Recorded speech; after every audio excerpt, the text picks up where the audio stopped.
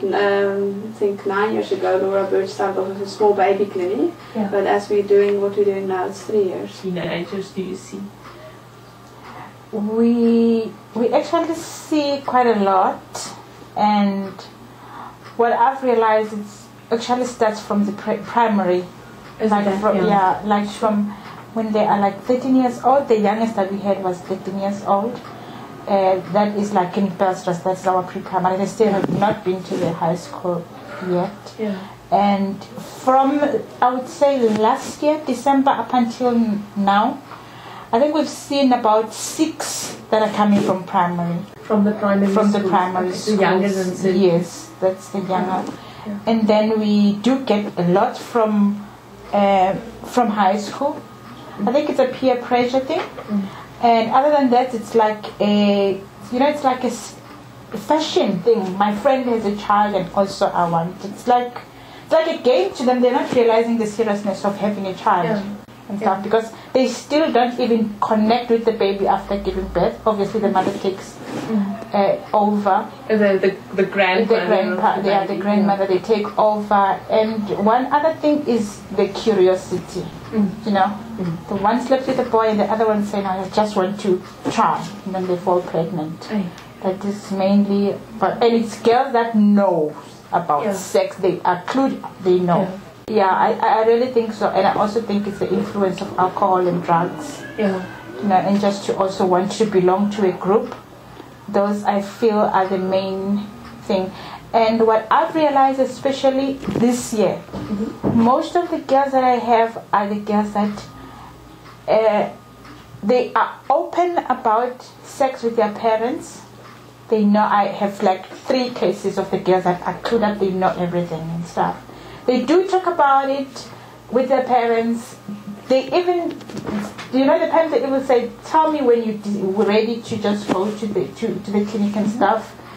That is the thing. That is one of the cases that I really had. The parents were like, I was just talking to her December, that she'd feel free so that we can go, and then in January she finds out she's pregnant, those kinds of things. And then they do regret, and it's mostly that are in grade 12, So I really think I really don't know how can we get through them.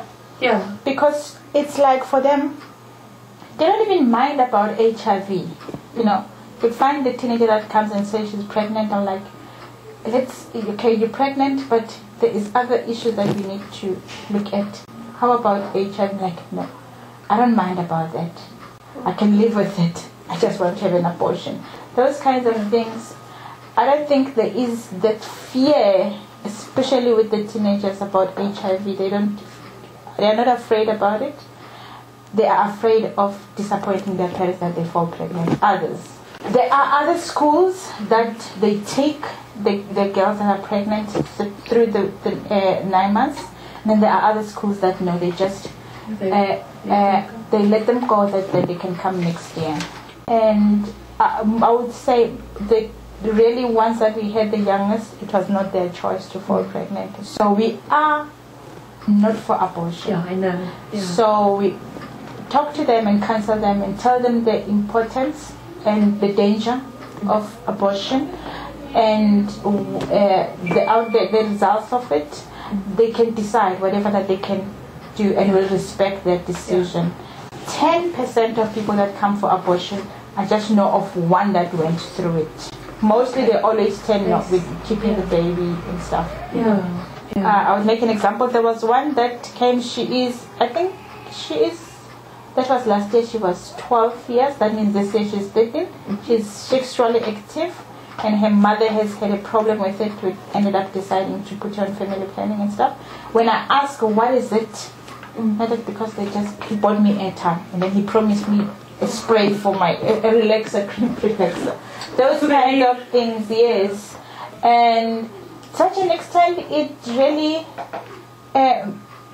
makes it like a route on a girl, because then she end up going and looking out to have sex, It's such a depressing story, but there is such a thing. They buy them airtime. Airtime is a thing, and they buy them clothes. Yeah. So no, it doesn't really get used. I think what we've done as a clinic with the Baby Safe is creating for people a safe place. They know that this is a safe place where they can come and where the babies will be safe. So lots of people, I think, come through our doors, which is actually better.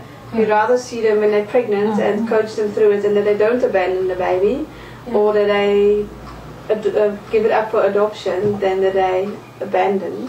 So I think in that the Baby Safe has created a little bit of a label for us that they can go when they're in a crisis. So which is actually better. So they are teenagers, very young ones. They use stick and the drugs, and the babies get aborted early and they go to the dumps.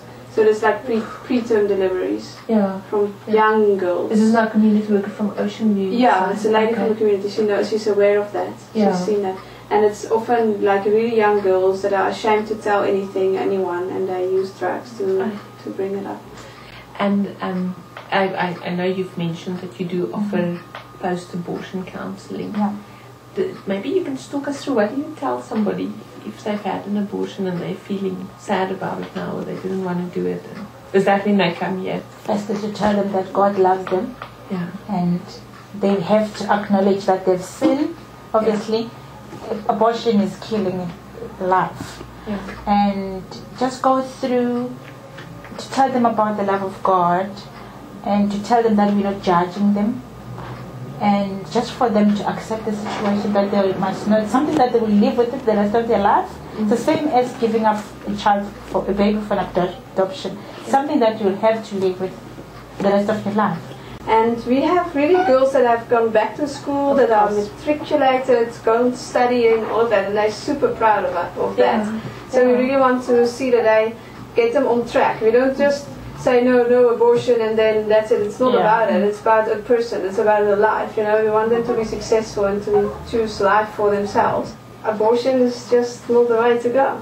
It's a solution to deal with a massive social problem. I think we shouldn't make babies when we can't take care of them and not marry. So it's an easy way out.